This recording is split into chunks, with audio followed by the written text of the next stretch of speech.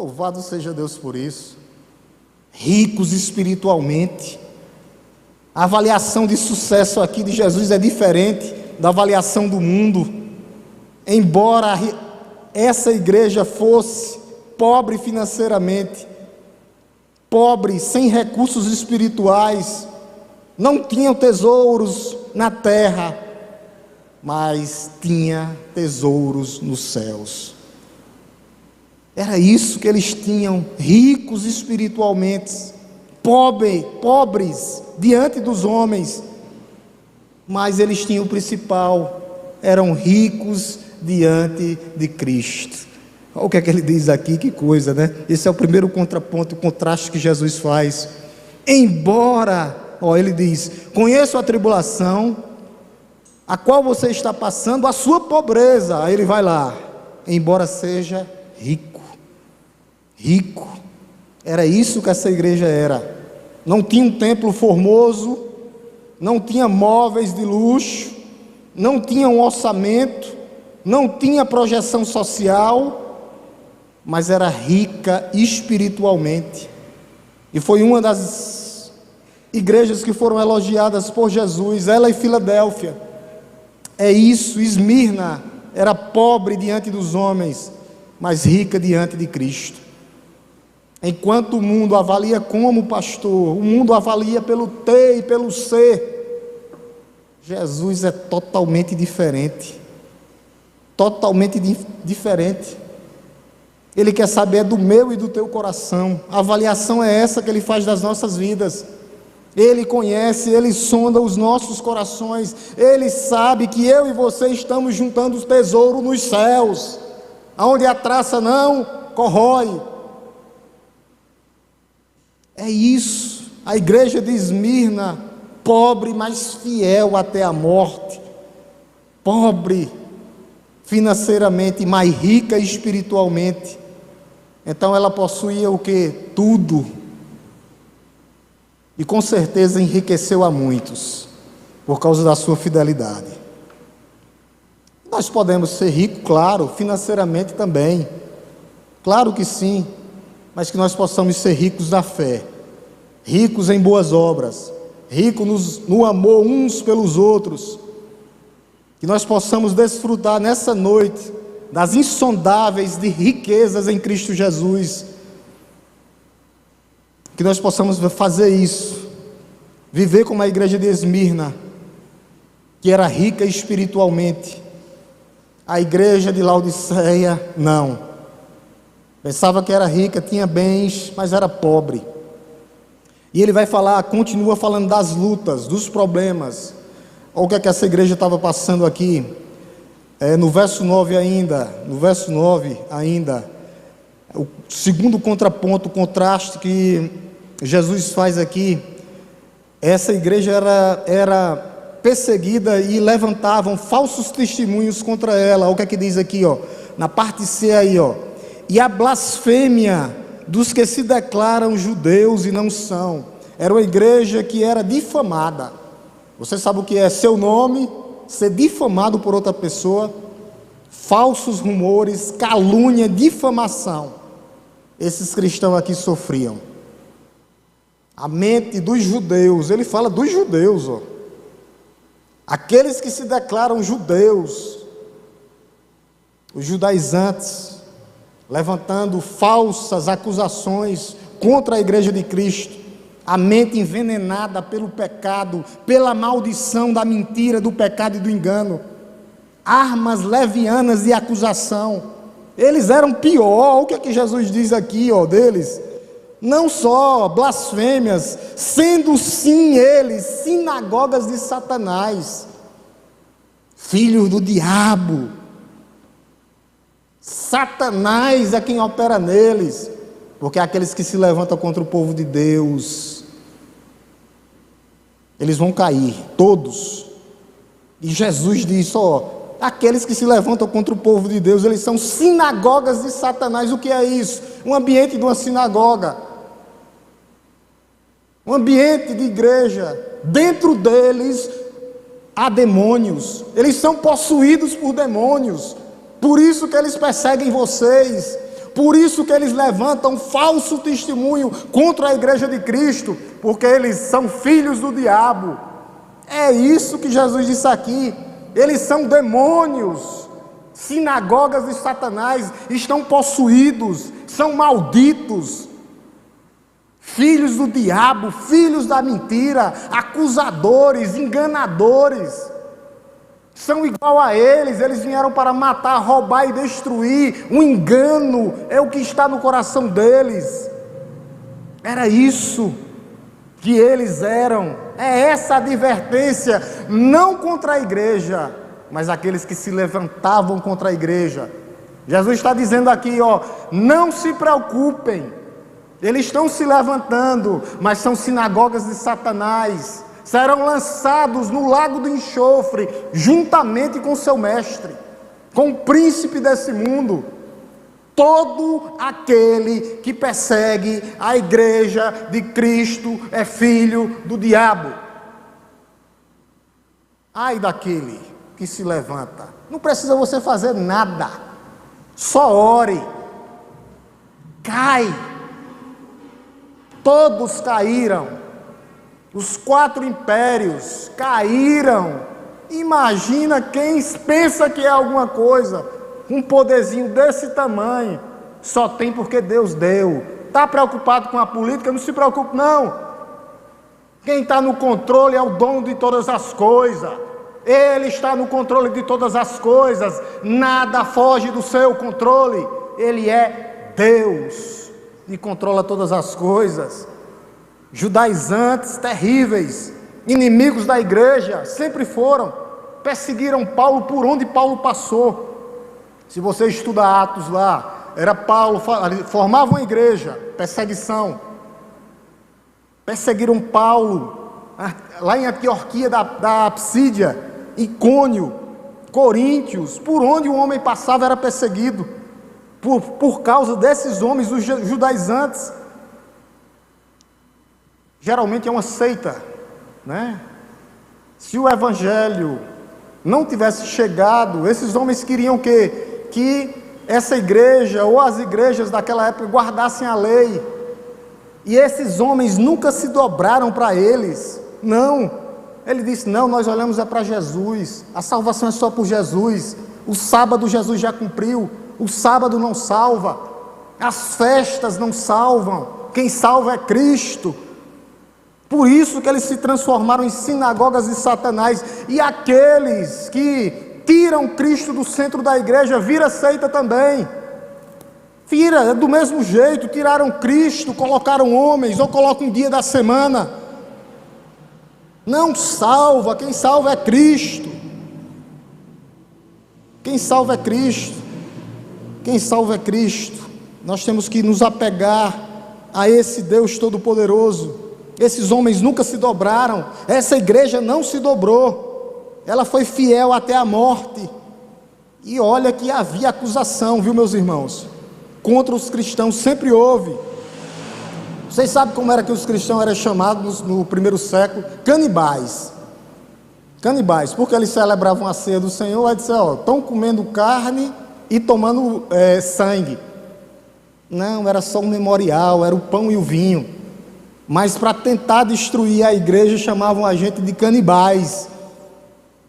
Canibais, chamavam a gente de imorais, porque havia a festa do amor, mas era só a celebração da festa ágape, que os cristãos faziam no primeiro século.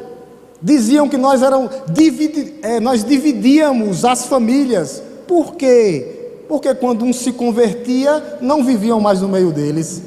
Mudava a transformação, e Jesus veio trazer o que? Espada. Ele separa mesmo. Aí eles diziam que a igreja dividiam. Dizia que nós éramos ateus. Sabia por quê? Porque eles se curvavam diante de estátuas, e nós nunca nos curvamos, e nunca nos curvaremos. Não nos curvaremos, nem para estátuas, nem para homens. Nós nos curvamos diante do nosso Rei, o Rei da glória, ao Rei eterno e imortal, invisível, mas real. A Ele nós nos curvamos. Aí pensavam e diziam que nós éramos ateus. Eles revertiam as coisas. E Jesus continua trazendo aqui, fazendo um contraponto agora novamente, no finalzinho do verso 9, olha o que é que ele diz. Ele continua dizendo, falando sobre a sinagoga de Satanás. E não são judeus, sendo sim sinagoga de Satanás. Por quê, meus irmãos? Eu vou pedir que coloque aí na tela, para a gente ver quem é o verdadeiro judeu. Coloque aí Romanos, por favor, Romanos 2, do 28 ao 29. Se abrir rápido ali, a gente vai, senão a gente vai para a Bíblia aqui.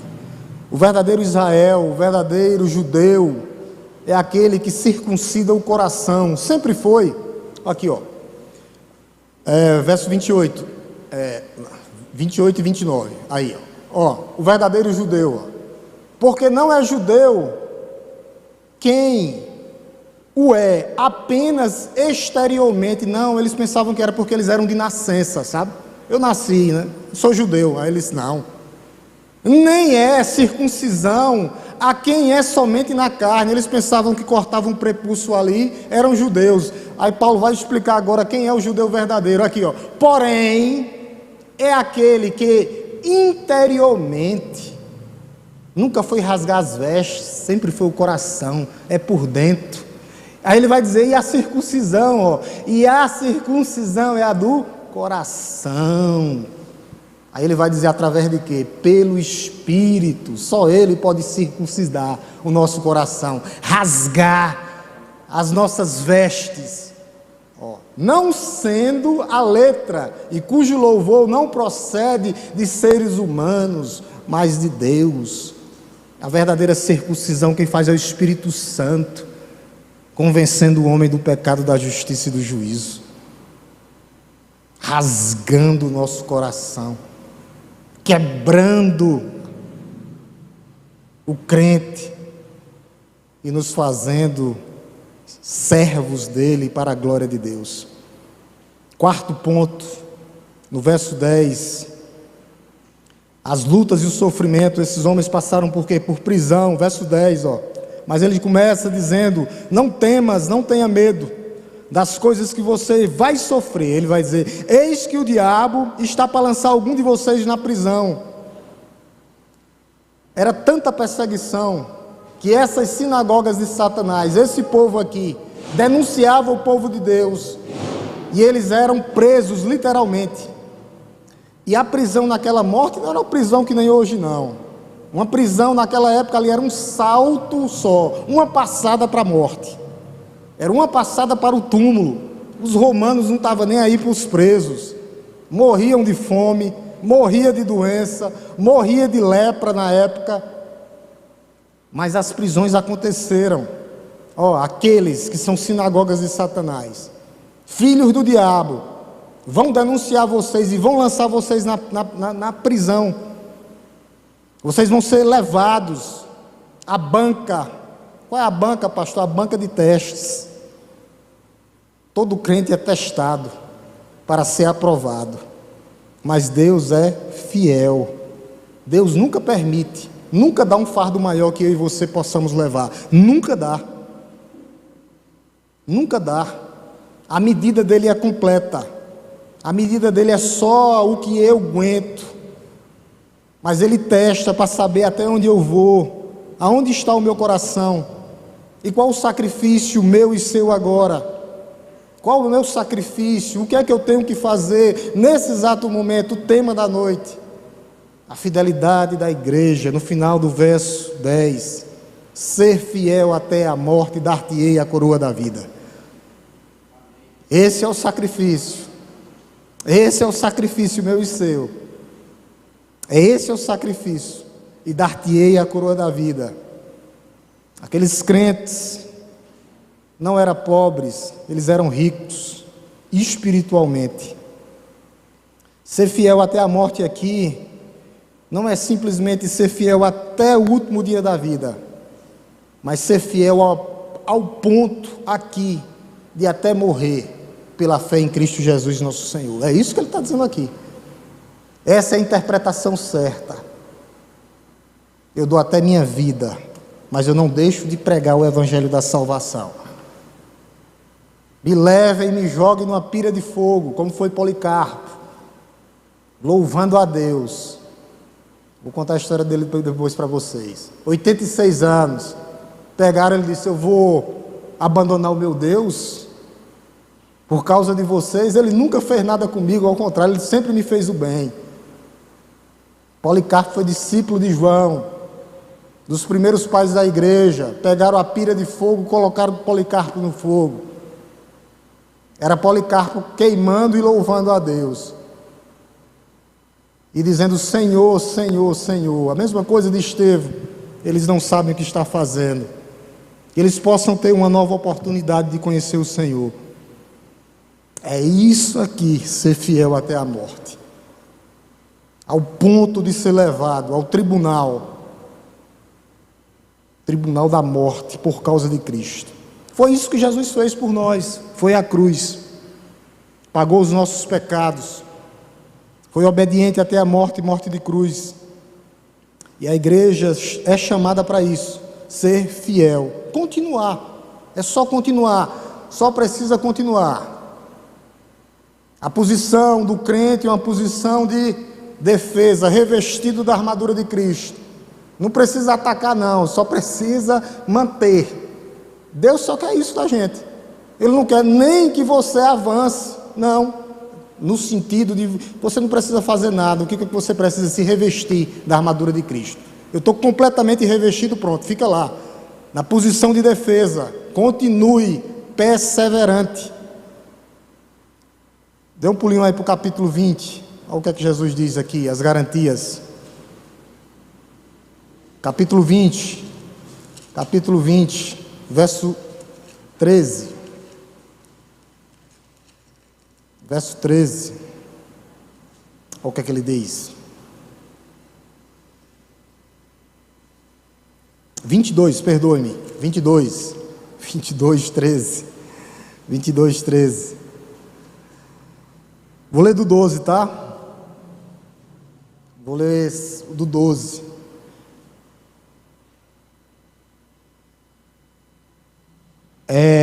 Apocalipse 22. Vamos botar aqui, a gente vai ler junto então. Que a mídia está pedindo ali para todo mundo ler junto ali. Gustavo pediu. Vai ser colocado aqui, Gustavo. O que você pediu, você e Vanessa, vai ser colocado. Apocalipse 22, do 12 ao 13. A garantia daquele que dá a fidelidade. Vamos ler juntos, igreja. E eis que venho sem demora, e comigo está a recompensa que tenho para dar a cada um segundo as suas obras. Eu sou o Alfa e o Ômega, o primeiro e o último, o princípio e o fim. Amém, igreja? Sem demora. Ora vem, Senhor Jesus. É isso que ele está dizendo. Maranata, ora vem, Senhor. Eis que venho sem demora.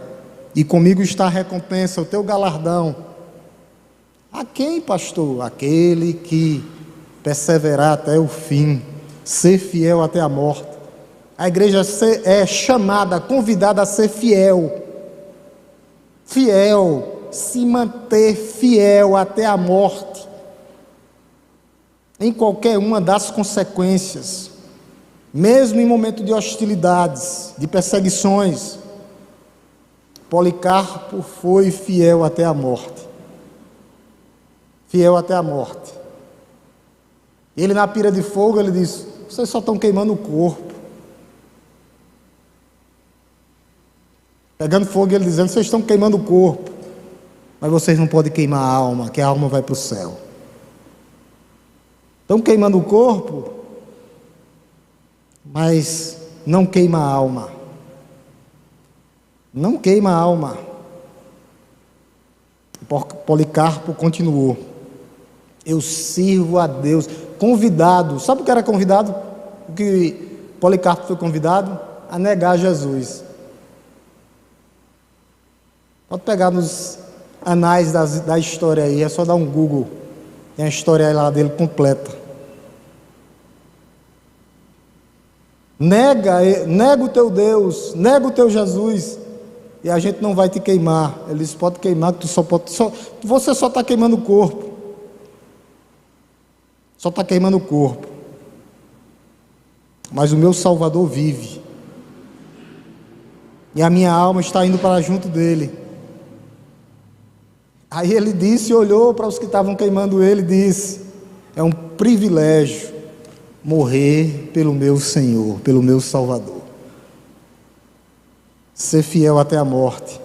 Hoje Jesus espera o que da sua igreja? Fidelidade. Em que, pastor? No testemunho. Como é que está o seu testemunho? Aqui é bom e fácil. Fora das 4 linhas, das 4 paredes, do quadrado aqui da igreja. Como é que está o meu testemunho? Família, emprego, faculdade. Muitos estão vendendo Jesus aí agora, por 30 moedas de prata, ou simplesmente por um prato de lentilha. Estão comendo um pratinho de sopa aí, na mão. Um prato de sopa. Eles estão aí fora se vendendo por um prato de sopa. Por um prato de sopa. Por uma barra de terra, uma barra de ouro, ou uma barra de uma cesta básica. Será que nós não temos que ter o cuidado, como fez Acã? Acã era uma barra de ouro só e uma capa. O chamado é para que a gente seja fiel, ainda que custe o meu emprego, o meu sucesso e a minha vida. Ainda que custe o meu emprego, o meu sucesso e até a minha vida. O chamado é para ser fiel. Jesus disse que serão bem-aventurados aqueles que foram e serão perseguidos pelo nome dele. Jesus está no controle. No verso 9 ele diz: eu conheço a tribulação de vocês. Eu conheço todos os detalhes da sua vida. Está vendo o teu cabelinho aí? Eu sei quantos tem na tua cabeça. Cada um deles estão contados. Eu conheço os detalhes. Eu conheço este fato.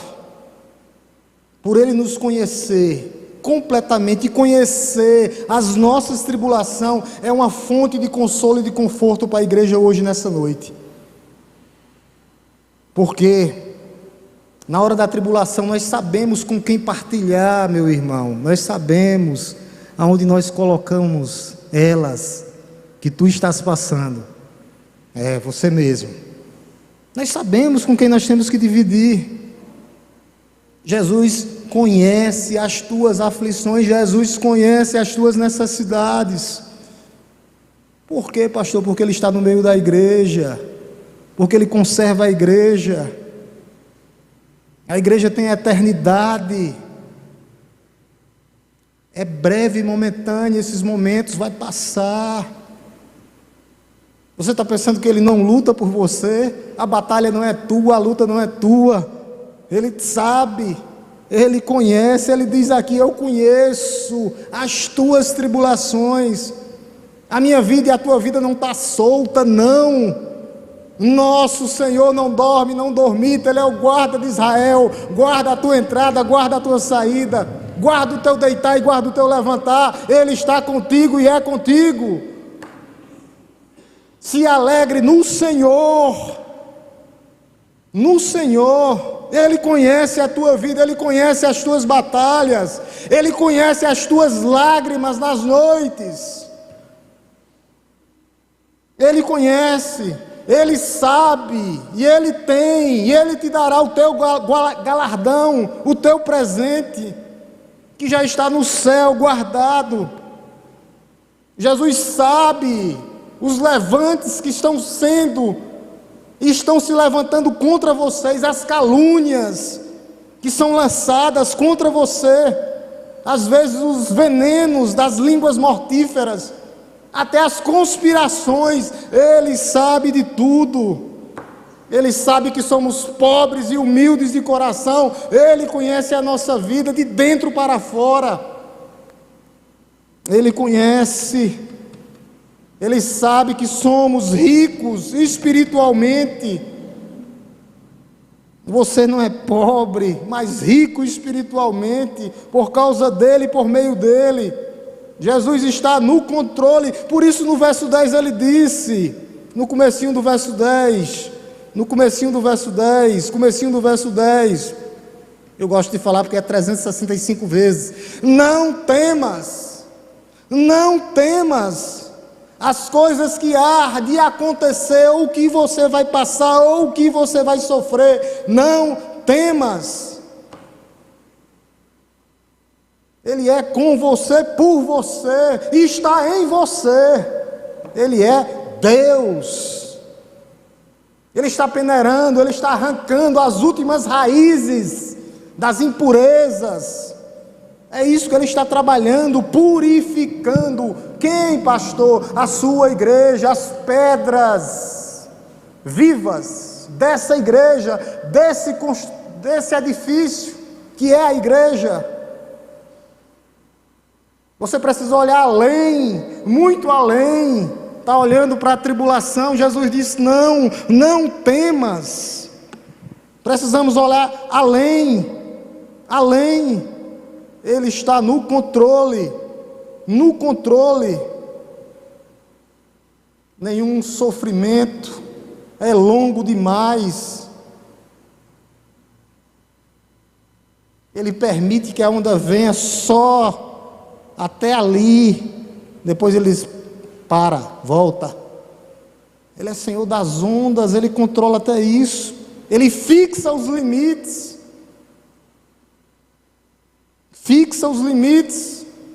Só é até aí, meu filho, pronto. Vai passar, meu filho. Ele não deixa a onda ir além, não, só vai até ali. Está marcado.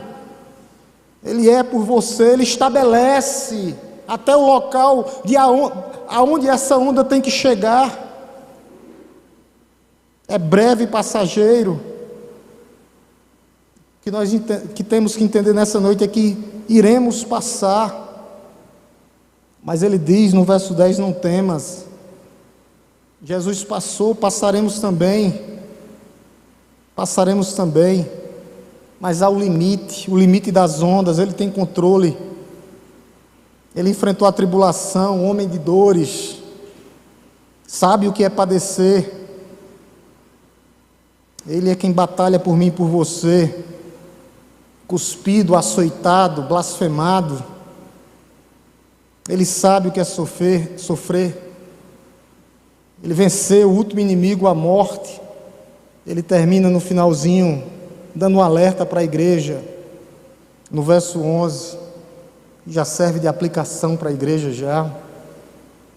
Quem tem ouvidos, ouça o que o Espírito diz às igrejas. Ao vencedor, de modo nenhum, sofrerá o dano da segunda morte. O inferno. Está falando do inferno, tá? Essa segunda morte aqui. Não sofrerá. De modo nenhum. Quem tem ouvidos para ouvir, ouça. Cada igreja tem uma necessidade. Cada igreja local, cada igreja.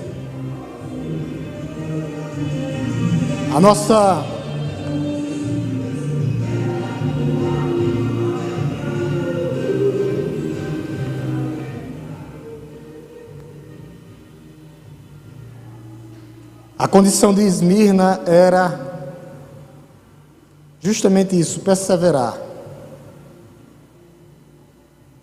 Porque eles já aguardavam a coroa da vida, e eles continuaram, porque havia uma recompensa maior, que vai além do sofrimento, que é a eternidade. E Jesus, Ele continua convidando a igreja para vir a Ele. Aqueles que podem vir, vinde a mim todos vós.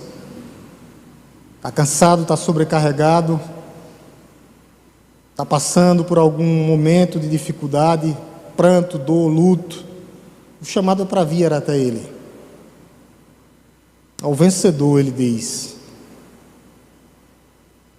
de modo nenhum sofrerá o dano da segunda morte. Não passaremos por isso. Eu termino que só com uma aplicação para que nós possamos pensar nessa noite, só com uma. Somente através de Cristo, o que Ele fez por nós, é que nós conseguimos ser fiéis até a morte. Ele está com a sua igreja na mão, Ele passeia no meio da igreja. A gente leu lá no verso 22, dizendo que Ele é o alfa e o ômega, o primeiro e o único, aquele que era, é e há de vir. Aqui em Apocalipse fala da vitória absoluta de Cristo. Ele já quebrou os agrilhões da morte.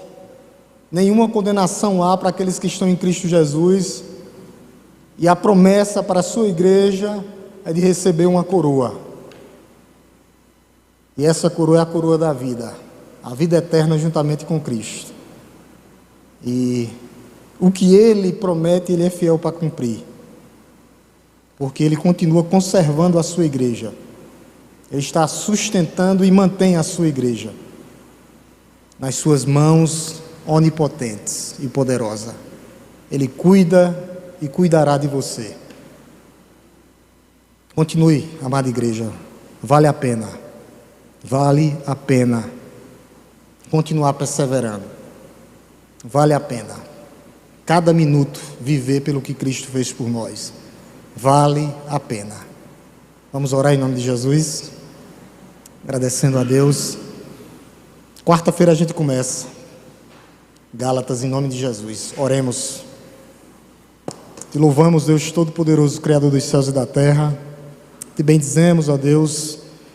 Te agradecemos, ó Pai, pelo Teu amor, pelo Teu cuidado. Porque nós vemos aqui, ó Deus, o Teu cuidado com a Tua igreja. Uma igreja, ó Deus, que era pobre, mas só que não, era rica espiritualmente. Uma igreja que sofreu perseguições de homens blasfemadores, de homens que eram cheios de Satanás, sinagoga de Satanás. Mas a Tua palavra nos falou nessa noite, ó Deus, para que nós não venhamos a temer coisa alguma, porque o Senhor está conosco. O Senhor nos conduz, o Senhor, ó Deus, nos orienta. Nós sabemos, ó Deus, que passaremos por tribulações, mas a Tua palavra diz para que nós venhamos a ter bom ânimo, porque o Senhor já venceu por nós. E em Ti, ó Pai, nós somos mais que vencedores por meio daquele que nos amou. Obrigado, Senhor, pela vida de cada um irmão aqui presente. Aqueles que não puderam vir, ó Deus, à Tua casa, que o Senhor os abençoe também. Que o Senhor continue cuidando das nossas vidas, dos nossos corações, sondando, ó Deus, os nossos corações. Se há algum caminho mal em nós, ó Deus, que o Senhor tire de nós, para que nós possamos, ó Deus, ser fiéis à Tua palavra, homens e mulheres perseverantes, que continuam, ó Deus, revestidos da Tua autoridade, do Teu poder, dínamos, ó Deus. Cuida, Senhor, daqueles que estão afastados da Tua igreja, que o Senhor possa trazê-los, ó Deus, no momento certo, na hora exata. O Senhor sabe todas as coisas, ó Deus. A Tua palavra diz que nenhum se perderão, nenhum das Tuas ovelhas, ó Pai. E nós cremos, ó Deus, no Teu agir. Abençoa, Senhor, os filhos, nossos filhos, ó Deus, os filhos dos nossos filhos, os nossos netos. Tem misericórdia, ó Deus, do nosso país. Nós colocamos Israel também nas Tuas mãos, ó Deus. Que o Senhor continue cuidando, ó Deus, daquele povo, daquela nação que tem resistido, ó Deus, às várias e várias, ó Deus, tentativas de dizimação, mas o Senhor é com eles, ó Pai. Cuida também da nossa nação, da nossa cidade, ó Deus, que Tua vontade prevaleça. Ó Deus, nesse domingo, que o Senhor possa levantar, ó Deus, homens e mulheres, para governar o nosso país, homens e mulheres segundo o Teu coração. E que nós possamos, ó Deus, saber escolher com responsabilidade. Nos leve em paz, ó Deus, para os nossos lares e nos dê um restante de semana na Tua presença, ó Pai. É isso que nós te pedimos e já te agradecemos no nome santo e poderoso de Jesus. Deus nos abençoe, meus irmãos. Deus nos abençoe. Domingo, deixa eu dar só um aviso. Domingo nós não teremos culto, tá, gente? Nem pela manhã, nem à noite. Mas eu vou colocar nos grupos, tá? Por causa da eleição. Deus nos abençoe e nos leve em segurança, em nome de Jesus.